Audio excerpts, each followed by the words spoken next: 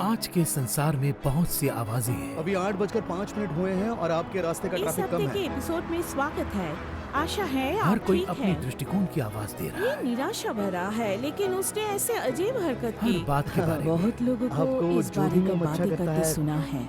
आपको वही करना और चाहिए। ईशु इससे बहुत परे लोगों नहीं को है। इसके बारे में बात करते सुना है। वो मेरी चट्टान है, मेरी बुनियाद है। उसने क्या किया इस पर लोग सहमत नहीं है। वो मैं बहुत ही कहूंगी धर्मी कि आदमी थे। वो मैं अद्भुत क्या थे। कह रहा हूँ आप समझ रहे हो ना? वो जिसके लिए खड़े थे उस पर लोग सहमत दूसरे नहीं है। शब्दों में वो बहुत ही अच्छे आदमी थे। उन्हें किसी की परवाह नहीं थी। वो वो नियम मान सच रहे में थे। बहुत तो अच्छे मसीह की थे। आवाज कैसे सुन सकते हैं? सबसे बढ़कर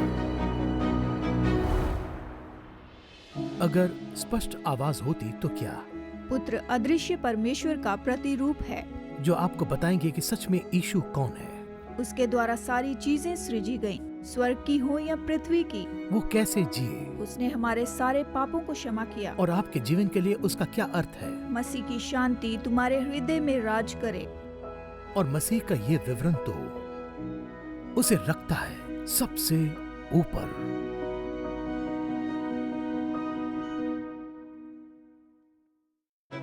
दिशा परिवर्तन देखने के लिए धन्यवाद। अब डॉक्टर जर्मिया से संदेश सुनते हैं। बयान न किए गए की स्तुति करना। उसे ऐसा मनुष्य कहा गया जिसने संसार को बचा लिया। शायद आपने उसका नाम कभी नहीं सुना होगा। ये सुबह का समय था 26 सितंबर 1983 का। सोवियत यूनियन के अर्ली वार्निंग सिस्टम ने डिटेक्ट किया कि अमेरिका की ओर से उनके ऊपर मिसाइल दागी गई है।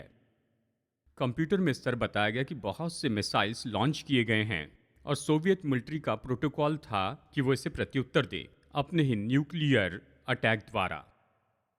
पर ड्यूटी ऑफिसर स्टैनिस्लॉव पेट्रोव, जिनका काम था कि रजिस्टर करे दुश्मन की ओर से आई हुई मिसाइल का और परिस्थिति का मूल्यांकन करके निर्णय ले, वो और उनके स्टाफ के दूसरे लोग, उन्होंने निष्कर्ष निकाला कि ये झूठा अलार्म बजा है।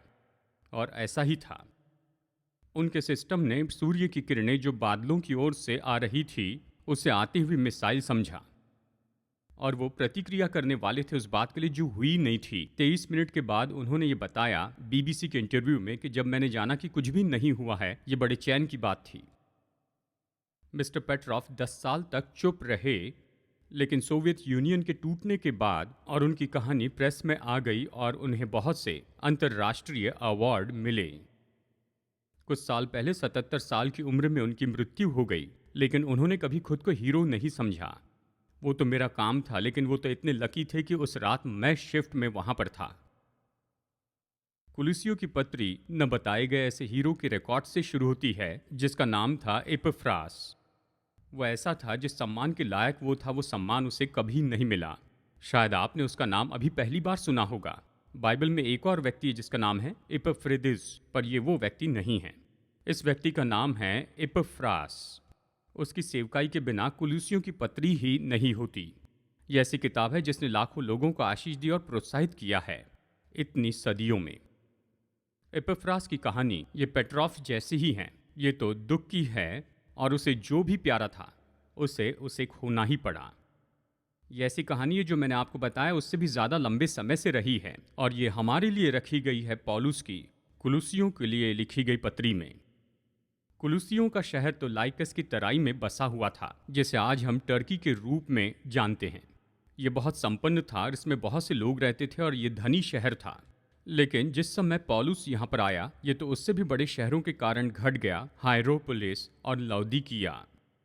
और ईस्वी सन पूर्व पहली सदी में एक भयानक भूकंप के कारण कुलुस्से नाश हुआ और वो फिर बनाया नहीं गया। तो फिर कलीसिया ने कैसे शुरुआत की? खैर, जैसे कि हम जानते हैं कि प्रेरित पौलुस कभी भी कुलुस्से में नहीं गया था और उसने वहाँ की कलीसिया शुरू भी नहीं की थी। ये सम्मान तो स्थानिक कुलुसियों के लोगों को मिलता है, बयान न किए गए हीरो एपिफ्रास को। एपिफ्रास रोम में पौलुस से मिलने गया था और उस समय पौलुस को बंदी बनाया गया था। वो जेल में तो नहीं था, लेकिन घर में ही कैद था। दिन में 24 घंटे वो रोमी सिपाही के साथ बंधन में बंधा था और अवश्य ही एपिफ्रास उसके साथ रहने आया तो उसे भी बंदी बनाया गया। और पौलुस कहता है कि वो मेरा संगी कैदी है। वो रोम में एक साथ कैदी थे और एपिफ्रस रोम में एक कारण से ही आया था। जो कलीसिया उसने शुरू की थी अपने छोटे शहर कुलुस्से में, उस पर हमला हुआ था। कुछ आकर्षक और नाश करने वाली शिक्षा धीरे धीरे रेंगते हुए कुलुसियों की संगति में आ गई थी और एपिफ्रास ने महसूस किया कि उसके पास इतना थियोलॉजिकल आग की सामर्थ्य नहीं कि उससे निपटे। तो वो रोम में आया ताकि पौलुस से मदद के लिए विनती कर सके और पौलुस ने उसकी इस विनती को प्रत्युत्तर दिया और उसने इस पत्री को लिखा जिसे हम जानते हैं कुलुसियों की पत्री। अब ये झूठी शिक्षा कौन सी थी जो कलीसिया में आई? खैर मैं बता दूं, अगर आप अपने विश्वास में बहुत ही गहराई में तो आप इन बातों को कलीसिया में आने नहीं दे सकते। आज जैसे बहुत से पश्चिमी देशों में हो रहा है, उस समय ऐसा ही हो रहा था। शुरू में सत्य पर विश्वास करते थे, सत्य सिखाते थे और फिर वो लापरवाह हो गए और सत्य की रक्षा नहीं की और कुछ जानने के पहले झूठी शिक्षा उनके बीच में वहां पर फैलने लग गई। झूठी शिक्षा जो कुलिस्से की कलीसिया में आ रही थी, ये तो एक तरह से मिलावट थी पूर्व की फिलॉसफी और यहूदी नैतिकवाद का। झूठी ज्योतिष विद्या, आत्मिकवाद, अनुशासनहीनता और थोड़ी सी मसीहत ताकि इसका वो नाम दे सके, और सब मिलाकर इसे कहा गया नॉस्टिसिज्म। इसकी स्पेलिंग है GNOSTICISM। ये नॉस्टिक शब्द ग्रीक शब्द से आता है जिसका अर्थ है जानना। नॉस्टिक तो ऐसे लोग थे जो जानना चाहते थे। ये उन दिनों के सब कुछ जानना चाहने वाले थे। वो तो पहली सदी के जागे हुए ऐसी आस्था के लोग थे। उनके पास सारे जवाब थे और दूसरों को वो नीचा समझते थे जो उनके जैसे ज़्यादा ज्ञान रखने वाला नहीं है। वो अपने सारे घमंड और अहंकार के साथ आते थे और वह ऐसी बातें सिखाने लगे जो विश्वास को नाश कर रही थी और सुसमाचार की सरलता को भी। एथी रॉबर्टसन, जो बाइबल के एक महान बुद्धिमान व्यक्ति हैं, वो हमारी मदद करते हैं कि झूठे नॉस्टिक विचारों के पीछे क्या था इसे जान ले। उन्होंने लिखा कि नॉस्टिक विश्वास करते हैं कि परमेश्वर भले हैं और वो किसी चीज़ को नहीं छूते, क्योंकि नॉस्टिक विश्वास करते हैं कि सारी चीज़ें तो सच में बहुत बुरी हैं, और इसलिए वो विश्वास करते हैं कि वचन ऐसे लोगों के द्वारा लिखा गया, किसी एजेंसी द्वारा, जैसे एमिनेशन, ताकि इस समस्या से निपट सके कि परमेश्वर भले हैं और वस्तुएं बुरी हैं। तो उन्हें इन सारी बीच की बातों को वहाँ पर बनाना पड़ा जो इन सारी बातों में से गलत चीज़ों को निकाले ताकि परमेश्वर इसमें जुड़ सके। मसीहत को स्वीकार करने के बाद उन्हें यीशु मसीह के बारे में तुरंत समस्या हुई, क्योंकि यीशु मसीह तो वो कॉम्बिनेशन थे सारी आत्मिक चीज़ों के और भौतिक चीज़ों के। वो परमेश्वर के पुत्र और पुत्र परमेश्वर हैं। वो तो शरीर में आए परमेश्वर थे और ये तो बड़ी समस्या लगी। तो उन्होंने यीशु मसीह को इस एमिनेशन की लिस्ट में डाल दिया ताकि ऐसे दिखाए कि वो परमेश्वर से आए और वो तो एक सृजे गए मनुष्य हैं, और वो ऐसा मानते थे कि ये तो परमेश्वर की बस एक सृष्टि है, और अगर ऐसा है तो वो उतने योग्य नहीं हैं, और वो कहते हैं कि ये तो ईश्वर नहीं है और उनमें जैसे हम मानते वैसी सामर्थ्य नहीं है। और इसके कारण कुलिस्से के कुछ विश्वासी लोग पीछे हटने लगे। उन्होंने सोचा कि यीशु मसीह जैसे हैं लेकिन वो शायद वैसे ना हो। तो पौलुस ने कुलिसियों को ये पत्र लिखा ताकि वो उनके आसपास की झूठी शिक्षा को देख सके, और ऐसा करने की क्रिया में उसने प्रभु यीशु मसीह की एक ऐसी अद्भुत तस्वीर बताई पूरे वचनों में कि उस समय के विश्वासियों की और आज हमारी मदद हो कि ये समझे कि सबसे ऊपर मसीह हैं। वो किसी भी विश्वास से बहुत ही उत्तम है, और हर झूठे शिक्षकों से जो भी चित्र में आते हैं वो प्रभुओं के प्रभु और राजाओं के राजा हैं, और एक दिन हर एक घुटना टिकेगा और हर एक जीभ अंगीकार करेगी कि वही यीशु मसीह जीवित परमेश्वर के पुत्र हैं। तो जब हम कुलिसियों की पत्री का अध्ययन करेंगे तो हम ज़्यादा समय नहीं बिताएंगे नॉस्टिसिज्म पर बात करते हुए, हम ज़्यादा समय यीशु मसीह पर बात करते हुए बिताएंगे और कैसे वो हैं सबके ऊपर मसीह। आप उस पर भरोसा रख सकते, उस पर विश्वास कर सकते हैं और अपना जीवन उसे दे सकते हैं। तो मैं शुरू करना चाहता हूं और आपको 3 व्यक्तियों के बारे में बताना चाहता हूं और एक समूह के बारे में जो कुलिसियों के इन पहले 8 वचनों में बताए गए हैं। 3 व्यक्ति और लोगों का एक समूह। देखिए, पहला व्यक्ति तो लेखक है। लेखक तो प्रेरित पौलुस था। पौलुस की ओर से जो परमेश्वर की इच्छा से मसीह यीशु का प्रेरित है। पौलुस जैसे ये पत्री लिखता है, ये जानना दिलचस्प है कि वो यीशु की सेवा के बिल्कुल अंत में आ चुका था। लगभग 29 साल बीत चुके थे उस दिन से जब दमिश्क मार्ग पर उसने यीशु मसीह को अपना उद्धारकर्ता स्वीकार किया। पौलुस हमें यहाँ पर देता है अपनी शिक्षाएं और अपना भरोसा कि वो इन झूठी शिक्षाओं से निपटने वाला है जो चल रही थी। तो अच्छा है कि जान ले कि वो कौन है। वैसे आकर जाने वाला कोई विद्वान तो नहीं था जो बस ऐसे आ गया, ऐसा नहीं, पर वो तो प्रभु यीशु मसीह का प्रेरित था। लेखक तो प्रेरित पौलुस था और उसका संगी तिमुथियुस था, वो भाई। इसी पहले वचन में हम पढ़ते हैं, और भाई तिमुथियुस की ओर से। ये सच है कि विरोधी आकर्षित होते हैं। अगर ये सच है तो हम समझ सकते हैं कि पौलुस और तिमुथियुस अच्छे मित्र थे। पौलुस तो देखिए बहुत ही मजबूत और बलवान दार्शनिक था, जबकि दूसरी ओर तिमुथियुस तो थोड़ा डरपोक था। लेकिन इन दोनों के बीच का बंधन तो इनकार नहीं कर सकते। पौलुस ने यह भी कहा कि ऐसा कोई मित्र नहीं है जो तिमुथियुस के जैसे उसी की विचारधारा रखता हो, और उसने उसे शीर्षक दिया, मेरा प्रिय पुत्र तिमुथियुस। दूसरा तिमुथियुस 1:2।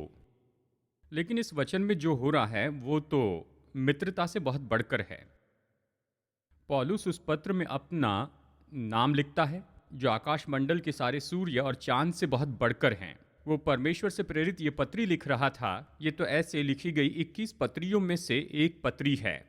ये तो ऐसा लिखित वचन है जो जीवित परमेश्वर के जीवित वचन का भाग होने वाला है, और ये तो लाखों लोगों के जीवन में ज्योति लेकर आएगा हजारों साल तक। ये ऐसी पत्री थी जो साम्राज्यों में बनी रही, ऐसी पत्री जो कि बहुत ही दिलचस्प है परमेश्वर के लोगों के लिए हर एक युग में आने वाले अनंत काल तक। और पौलुस ने क्या किया? वो अपने नौजवान सहकर्मी को यहाँ पर कहता है, ये पेन लो, इधर आओ तिमुथियुस, यहाँ दस्तखत करो। तुम्हारा नाम मेरे नाम के साथ हमेशा जोड़ा जाएगा। जहाँ भी ये पत्री पढ़ी जाएगी ये पौलुस और तिमुथियुस की होगी। तिमुथियुस ये पत्री नहीं लिख रहा था, वो तो पौलुस का चेला था, वो पौलुस का मित्र था, और पौलुस चाहता था कि वो इस पत्री में उसे जोड़े। ये तो उस प्रेरित के दिल की एक खिड़की है जो समझने में मदद करती है कि परमेश्वर ने उसका इतना महान उपयोग क्यों किया। उसकी नम्रता चमकती है इस नौजवान के लिए उसके प्रेम में। तो इसका लेखक तो पौलुस था और उसका संगी तिमुथियुस भाई था, और ये कुलुसियों के संतों को लिखी गई थी। ये तो यहाँ इन वचनों के अगले भाग में शुरू होती है। अब सामान्य रूप में वो पूरी तरह से जान गया कि कुलस्से के कलीसिया में क्या हो रहा है। एपफ्रास ने उसे बताया, सारी भलाई और बुराई उसने जान ली। वो जानता था उन्हें प्रोत्साहन की ज़रूरत है, तो खास पौलुस के तरीके से वो चुनाव करता है कि कलीसिया के बारे में अपनी विचार बताएं, उन सारी अच्छी बातों को जो उसने उनके बारे में सुनी थी एपफ्रास की ओर से। वचन 2 में कलीसिया के सदस्य के बारे में है, मसीह में उन पवित्र और विश्वासी भाइयों के नाम जो कुलस्से में रहते हैं। पौलुस अपनी पत्री शुरू करके ये कहता है इन लोगों को जिन्हें वो पत्री लिख रहा है कि वो पवित्र और विश्वासी भाई हैं। जो लोग इस बात को नहीं समझते हैं, देखिए संत शब्द नए नियम में ऐसा है, ये ऐसा व्यक्ति नहीं जो कहीं पहाड़ पर रहता है या कहीं दूर दराज के क्षेत्र में रहता है। ये संत ऐसा नहीं है जिसकी उपासना करने के लिए लोग उसके पास आते हैं। संत का सरल अर्थ तो ऐसा पापी है जो अनुग्रह से उद्धार पाया। जब नए नियम में संत शब्द का उपयोग हुआ तो इसका मतलब कभी ऐसी दशा से नहीं है, ये तो हमेशा एक व्यक्ति के ओहदे या उसके सम्मान से जुड़ा है। अगर आपने यीशु मसीह को अपने उद्धारकर्ता प्रभु के रूप में स्वीकार किया तो आप एक संत हैं। तो यही कलीसिया के सदस्य हैं, यानी संत जो मसीह में भाई हैं। अगर कुछ लोगों को आपको प्रोत्साहित करना है तो ऐसी बातें कहना अच्छा है, तुम जो कुलस्से में हो, मैंने तुम्हारे बारे में सुना कि तुम भाई, तुम जो संत हो, तुम जो मसीह में हो, तुम शांति में हो। फिर वो उन्हें आशीष देता है। वचन 2 में कलीसिया का स्तुतिगान करता है। वो कहता है कि हमारे पिता परमेश्वर की ओर से तुम्हें अनुग्रह और शांति प्राप्त होती रहे। जानते हैं नए नियम में इससे प्रभावी शब्द नहीं है अनुग्रह शब्द से बढ़कर, कि मसीह के कामों के बारे में बताए और यह हमें किसके लिए बनाए रखता है, हमारे उद्धार के समय से हमारे स्वर्ग में जाने तक। कितने लोग जानते हैं अगर हम सब स्वर्ग के द्वार पर ऐसे खड़े हो जाएं किसी दिन, तो हम निश्चय एक दूसरे की ओर देखकर कहेंगे ये उसके अनुग्रह से हुआ, मैं यहाँ परमेश्वर के अनुग्रह से हूँ। हम जानते हैं ये हमारा नहीं, हमें बस खुद को जांचना होगा। हम इस लायक नहीं कि हम स्वर्ग में हो, हम परमेश्वर के अनुग्रह से स्वर्ग में होंगे। आमेन। अब ये जो स्तुति गान है हमेशा इस क्रम में होता है। अगर आप बाइबल में पढ़े तो आप इस तरह से ये पाएंगे, ये हमेशा अनुग्रह और शांति है, दूसरे तरह से नहीं है। क्योंकि अगर अनुग्रह नहीं है तो आप शांति नहीं पा सकते हैं। जब तक अनुग्रह नहीं तब तक शांति नहीं आ सकती है। मसीह में हम शांति पा सकते हैं, यहाँ तक कि युद्ध के बीच में भी। क्या आप जानते हैं अगर मनुष्य पर मसीह का अनुग्रह ज़्यादा है तो उनके पास मसीह की ज़्यादा शांति होगी। और देखिए, मेरे अनुमान से आज सबसे दुखद बात तो ये है कि लोग अनुग्रह को छोड़कर शांति को ढूंढते फिर रहे हैं।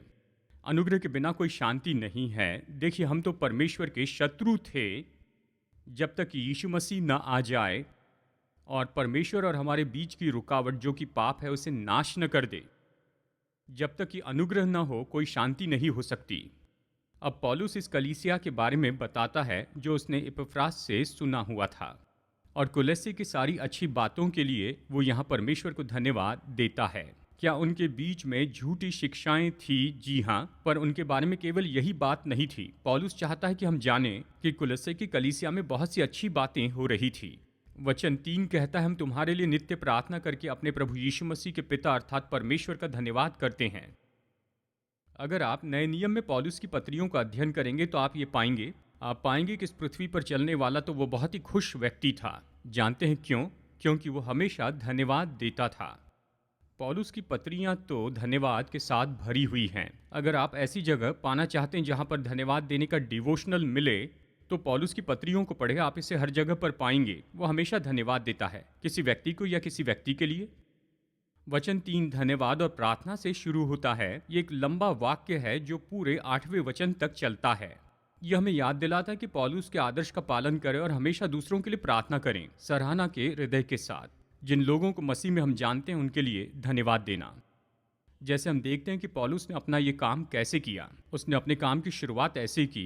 सबसे पहले उसने धन्यवाद दिया कुलस्से के लोगों के लिए और उनके बारे में जो सुना उसके लिए। उसने क्या सुना था? सबसे पहले उसने उनके विश्वास का आनंद मनाया। वचन 4, हमने सुना है कि मसीह यीशु पर तुम्हारा विश्वास है। पौलुस कुलुसियों से कहता है, मैंने तुम्हारे बारे में सुना है।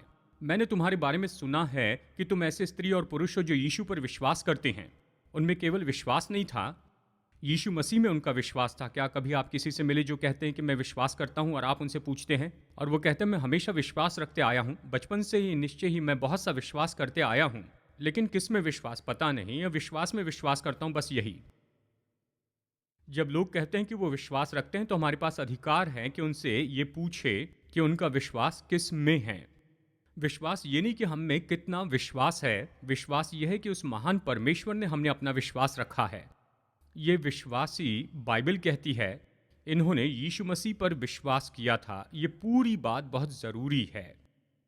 केवल यीशु मसीह में उन्होंने विश्वास नहीं रखा, परंतु उसने उनके प्रेम का आनंद मनाया।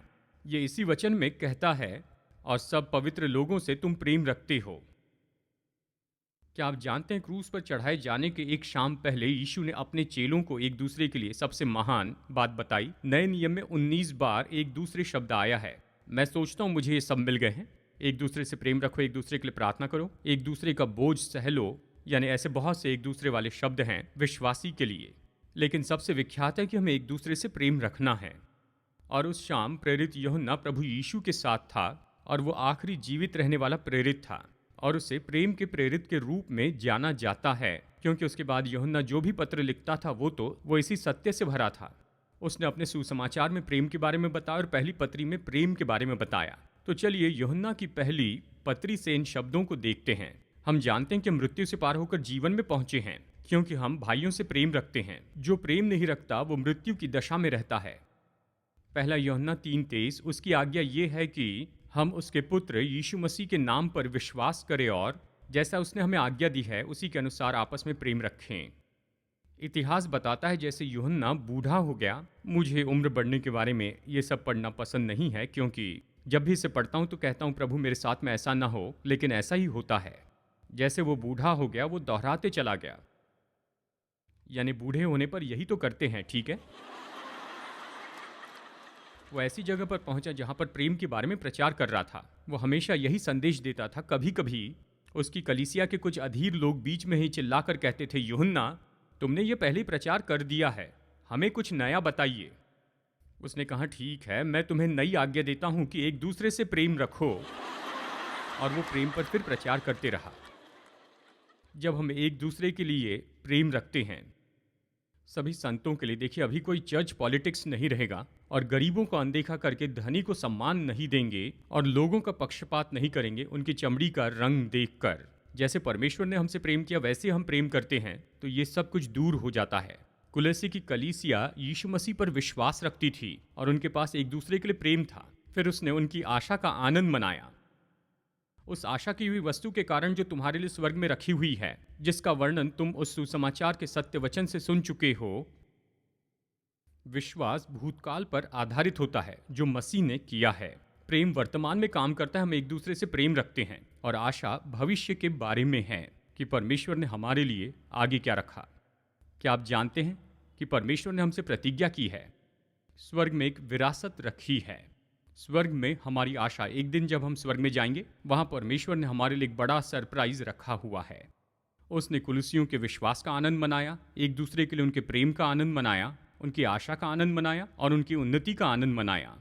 वो कहता है, जैसा तुम्हारे पास पहुंचा है और जैसा जगत में भी फल लाता और बढ़ता जाता है, वैसे ही जिस दिन से तुमने उसको सुना है और सच्चाई से परमेश्वर का अनुग्रह पहचाना है, तुम में भी ऐसा ही करता है। यहाँ पौलुस कहता है, मैं परमेश्वर का धन्यवाद करता हूँ। और आप यहाँ देख सकते हैं कि जब वो ये पत्री लिखता है, शायद हो सकता है उसने उनसे कहा होगा कि बंधन खोल दे ताकि ये पत्री वो लिख सके।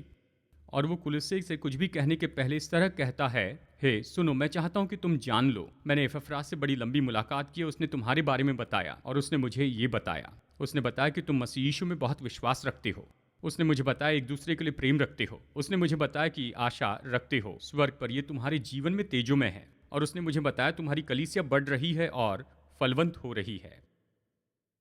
और ये तो उन विश्वासियों के लिए बड़े प्रोत्साहन की बात हुई होगी जब उन्हें ये पत्र मिला जिसका हम अध्ययन कर रहे हैं। तो लेखक तो प्रेरित पौलुस था और संगी तो भाई तिमुथियुस था, और जिन्हें ये लिखा गया वो तो कुलुसियों के संत थे, और सहायक तो एपफ्रास यानी सेवक था। पहले अध्याय के वचन 7 और 8 तो उसके बारे में है। उसकी शिक्षा तुमने हमारे सहकर्मी एपफ्रास से पाई, जो हमारे लिए मसीह यीशु का विश्वास योग्य सेवक है। उसी ने तुम्हारे प्रेम को जो आत्मा में है हम पर प्रकट किया है। जब पौलुस एपफ्रास की विश्वास योग्यता के बारे में कहता है, वो याद दिलाता है ये लंबे समय की बात है। देखिए, कुछ समय के लिए विश्वास योग्य रहना एक बात है, हम सबके पास ऐसा करने का अधिकार है। कई बार हम खड़े हो जाते हैं, कुछ अच्छा काम करते हैं, लेकिन ये बात अलग है कि ईमानदारी और विश्वास योग्यता से कई साल सेवा करें। एपफ्रास के बारे में पौलुस ने यही कहा, ये विश्वास योग्य सेवक है और इसकी इतने लंबे समय की सेवकाई इस योग्य है कि उसे पहचाने और उसकी सराहना करें। भाई और बहनों, हमारे जीवन में ये विशेषता कितनी चाहिए। जब सब मुश्किल होता है तो हिम्मत न हारें। जब हमने सोचा कि ये होगा और वो नहीं होगा तो न छोड़ें, और जिसकी आशा नहीं की थी वो ही हो जाता है, तब विश्वास योग्य रहे।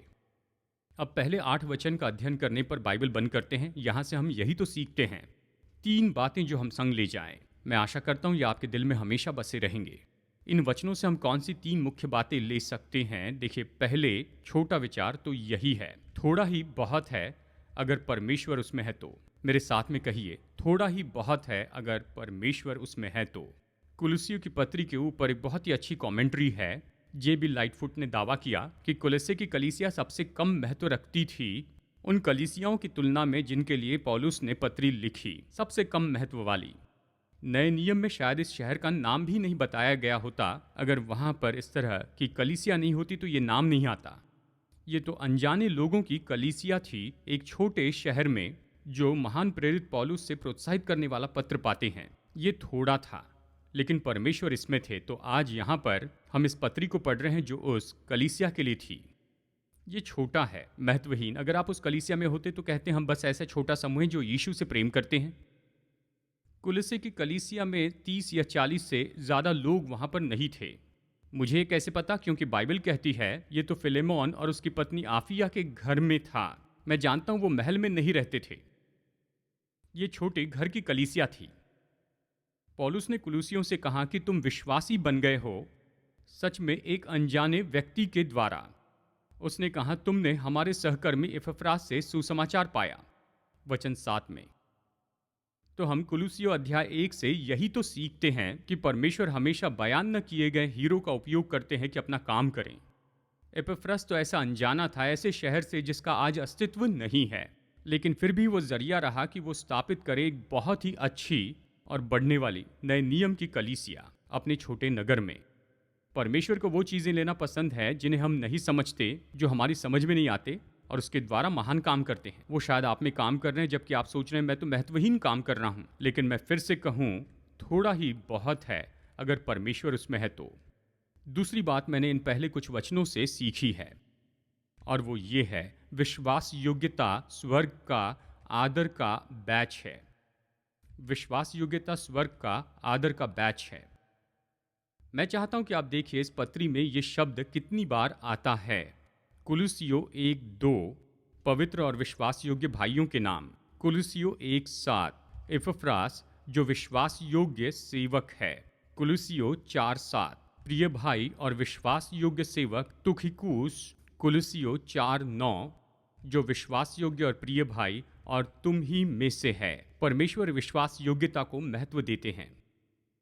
आप चाहे जो भी हो, आप यीशु के लिए जो भी कर रहे हैं, हो सकता है कि अभी आप निराश हो, शायद आप हिम्मत हारना चाहते हैं, लेकिन मैं आपको ये बता दूं, विश्वास योग्यता स्वर्ग के आदर का बैच है। किसी दिन हम स्वर्ग में परमेश्वर के सामने खड़े रहेंगे और वो ये नहीं कहेंगे तुम्हारा स्वागत है हे अच्छे और सफल सेवक। वो ये भी नहीं कहेंगे तुम्हारा स्वागत है अच्छे और विख्यात सेवक। वो कहेंगे तुम्हारा स्वागत है भले और विश्वास योग्य दास। आपकी विश्वास योग्यता शायद इस पृथ्वी पर आपको प्रतिफल देने वाली नहीं दिखती है, लेकिन एक दिन प्रतिफल मिलेगा जब आप स्वर्ग में चलेंगे, स्वर्ग के आदर के बैच के साथ, विश्वास योग्यता का बैच। और फिर ये एक आखिरी बात है जो मैंने इन वचनों के भाग से सीखा है, और वो तो ये है, ये किताब तो कुलुसियों के बारे में नहीं है, ये एपफ्रास के बारे में नहीं है, ये झूठी शिक्षाओं के बारे में नहीं है, या जो कुछ भी हो रहा था नहीं, ये पत्री तो यीशु मसीह के बारे में है। अगर आप इसे ध्यान से देखें तो आप इसे पहले 8 वचनों में देख सकते हैं। अगर आपकी बाइबल खुली है तो आप मेरे साथ इन वचनों को यहाँ पर देखिए। प्रेरित की ओर से जो मसीह का प्रेरित है, वचन 1। मसीह में उन पवित्र और विश्वास योग्य भाइयों के नाम, वचन 2। हमारे प्रभु यीशु मसीह से तुम्हें अनुग्रह और शांति प्राप्त होती रहे, वचन 2। हम अपने प्रभु यीशु मसीह के पिता अर्थात परमेश्वर का धन्यवाद करते हैं, वचन 3। मसीह यीशु पर तुम्हारा विश्वास है, वचन 4। इपफ्रास जो हमारे लिए मसीह का विश्वास योग्य सेवक है, वचन 7। कुलुसियों के लिए लिखी गई ये पत्री तो यीशु मसीह के बारे में है। यीशु मसीह का सुसमाचार ही सब कुछ बदल देता है। प्रभु यीशु मसीह के सुसमाचार ने मुझे बदल दिया, वो आपको भी बदल देगा। अगर आप भीतर से बाहर बदलना चाहते हैं उससे जो आपको कभी नहीं त्यागेगा, तो आपको यीशु को जानना होगा।